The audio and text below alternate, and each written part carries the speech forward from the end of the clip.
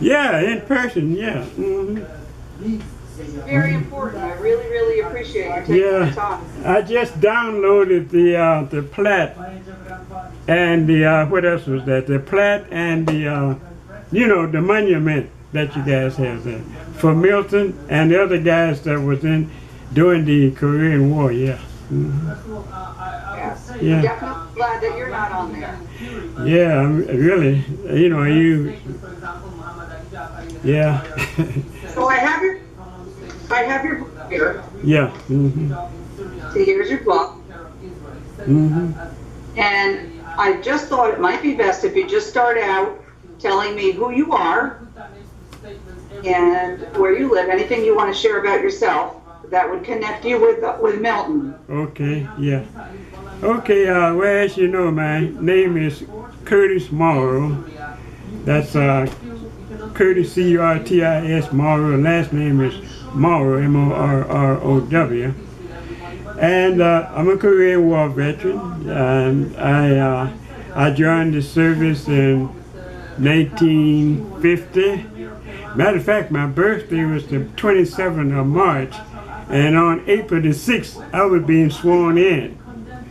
So, you know, we was anxious to go, you know, just for the adventures and, you know, things like that. You know, just the way young people, young men thought back, you know, back in those days. Yeah.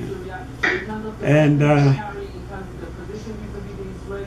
you know, I don't know what else to cover on that, you know, that you think I should cover. No, that's perfect. Yeah. So you went to basic training, and then you were shipped to North Korea.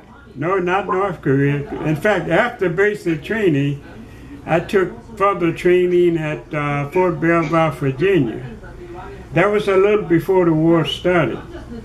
And I went to an engineering school there, which, of all things, booby trapping, you know, engineering for demolition training. And fortunately, as I look back, I didn't finish it.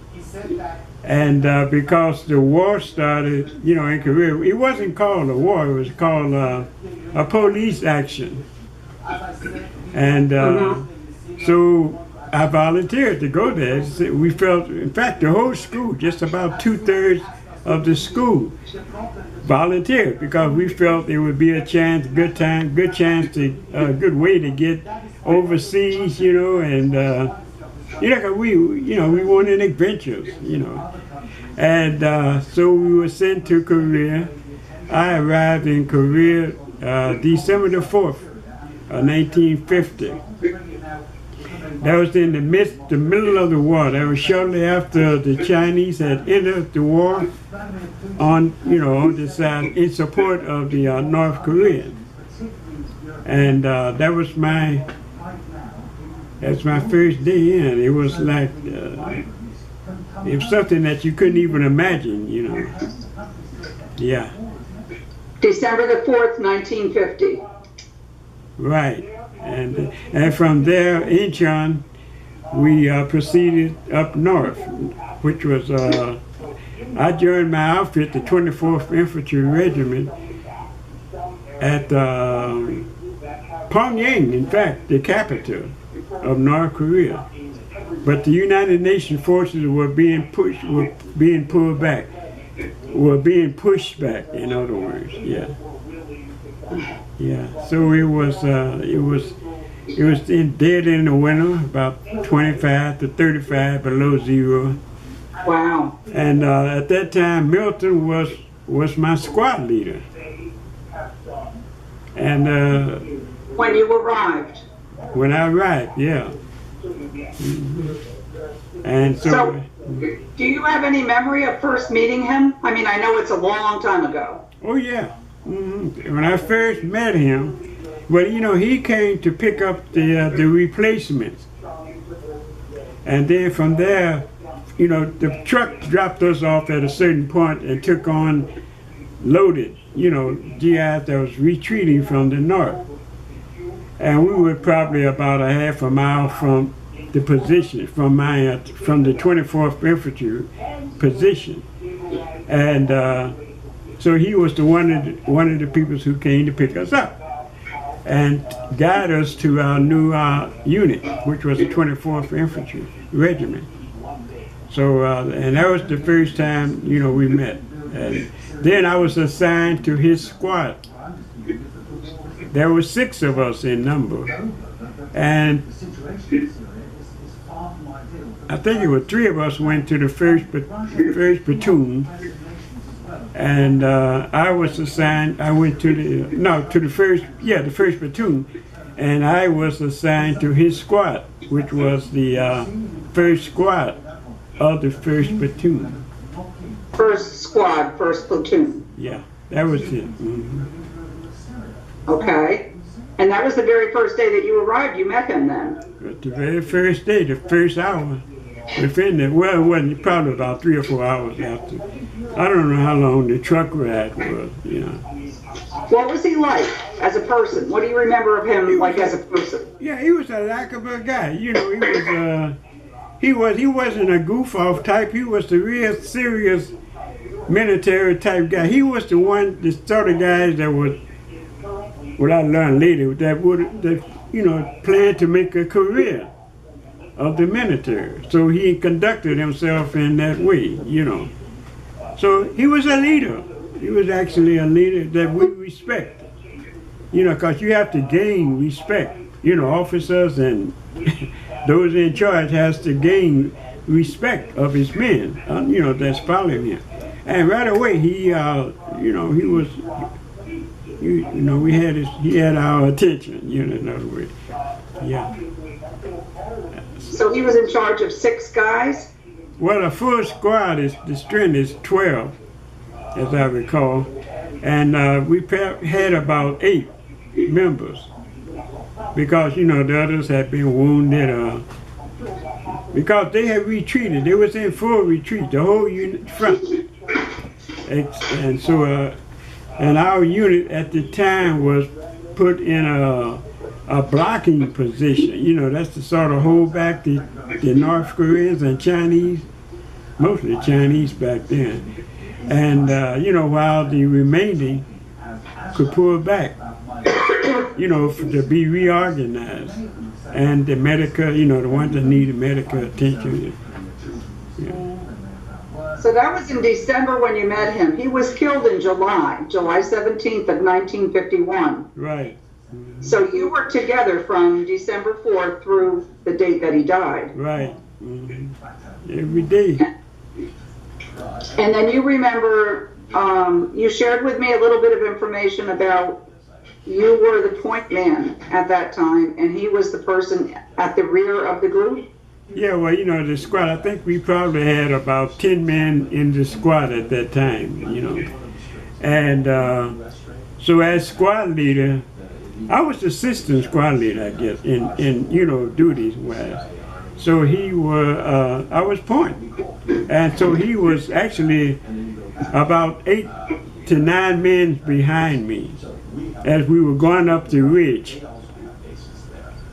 You know. So of course everyone was in view. You know. Okay. Sorry, I have a tickle in my throat. Yeah. It's hot here. Oh, it's hot here. It's about 90s here. Excuse me. Mm-hmm. So you had gone in to do something with the Chinese, you said at the time. You had been going in to do something with the Chinese. No. And come right back out? No, we was on patrol. We were on patrol. You know, you do patrol maybe 4 or 5 times a week. You know, different units in your outfit. You know, you go on patrol. It's a continuous thing. That's to find out to try to, you know, find out the location of your enemy. Right. And once you make contact, then you radio their position back or your position back, and you pull back. So it was just a routine patrol. And usually when you make contact, it's like a firefight. You know, because they don't want you to come too close. Right. You know, and usually In some cases, I understand they let the point man pass if they want to ambush the whole unit. But this was, we were on a squad patrol, which is like 10, 12 men. So, in fact, during that time, I had a sense of, you know, your sixth sense kick in. It's like intuition. So you feel that there's something, you know, out of place. You know, by then I had been on the front for what, 3 or 4 months then. See, so I actually 5 months. So I was really, what they call a seasoned comeback soldier. So yeah, I was into it. That was my complete focus. And so when I sense something is unusual, like I feel somebody is there or something, I would fire off a couple of shots. And if they were there, usually they would return fire because they would think that I had discovered them. You get it? So that's what I did. So when I fired off a couple of shots on that day, there was incoming fire. Now, automatically, everyone knows that that's when you get out of there. Right. Especially now if you're on a patrol. But if you're on a mission to take the position, the enemy position, you know, you keep going if you're on the defensive. So I yelled. Well, I didn't have to yell. When I popped off a couple of shots, the other guys knew. And so, you know, they automatically pulled back to the base of the hill that we were arcing, you know, that we were going up. And because you were on patrol. You weren't on a mission, you were on patrol. We were on patrol, yeah. Okay. So when I pulled back, after firing a couple of shots, the last I saw of Bailey was, he was actually, looked like, I don't know, but he was firing his weapon, you know. And I thought he was right behind me because I recall hearing him get out, pull back. All right, let's, you know. And so I just assumed that we left the ridge line at the same time. You know what I mean, ridge line, right? Going up the ridge over here, yeah. Okay. The mountain ridge. Yeah, right, so you want to get off the ridge. See? And you were coming down from the mountain ridge. Yeah, yeah. So you jump, you know, because you have to roll down a bit because you're going down slope, the slope of the ridge, of the hill, or mountain, whichever way it was. And at the base of the hill is when you organize, you know. And so he wasn't among us. So you know, you get spread out, you get scattered out. And those that we made up, we had to recross a rice paddy in order to pull, you know, probably about 50 yards to the other side, you know. And that's where that was our rallying point. And actually it was there that we really knew our position. So from there we proceeded to our unit. And that's when we discovered that he was missing, you know. And everyone else was there. Yeah, everyone else was there. I think we got one wounded. Yeah, we got one wounded, which was, I don't know if it was it wasn't a stateside wound, you know. So that means they patch you up and send you back up. Okay. Yeah. So you realize that he was missing, and then what happens if you don't have a person from your unit, what do you do? Well, you report it, missing, you know, just one missing in action. We didn't know whether he was killed or what. So you go down as a missing in action. And what was the last time that you saw him? Did you tell me that you saw him reaching into his shirt? Yeah, it looked like, but he could have been holding his weapon, you know, firing. You know, like, I'm falling at the same time, right? So it was just like a split-second thing. So it wasn't, only thing I know, he was in a position where you would be in if you was firing your weapon. You know, I guess. You weren't watching him, you just glanced and thought you saw him. Yeah, right. Firing a weapon or doing something on that ridge. Yeah. Where was the ridge? I don't understand the question. Where was this location where he was? I have no idea. You know, it was just on a hill. In South Korea or North Korea? Yeah, that was in South Korea, yeah. Okay, because he's listed as missing in North Korea for some reason. It could have been because, see, as a soldier, you know, we knew that there was a 38 parallel. But the 38 parallel wasn't as famous as it is after, you know, when they started doing the peace negotiation.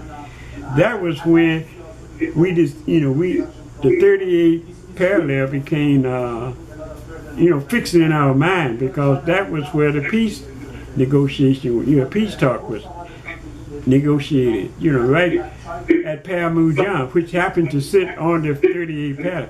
So we were back and forth. You know, we were on the offense, we would proceed north of the 38, and the Chinese North Korea, mostly Chinese, they would push us back, and then we would push them back. So it was like a push-back thing. Mm-hmm. And so, more than likely, so we were in, that was more than likely, it was in the north of the 38 parallel. It wasn't, you know, I don't know how far north.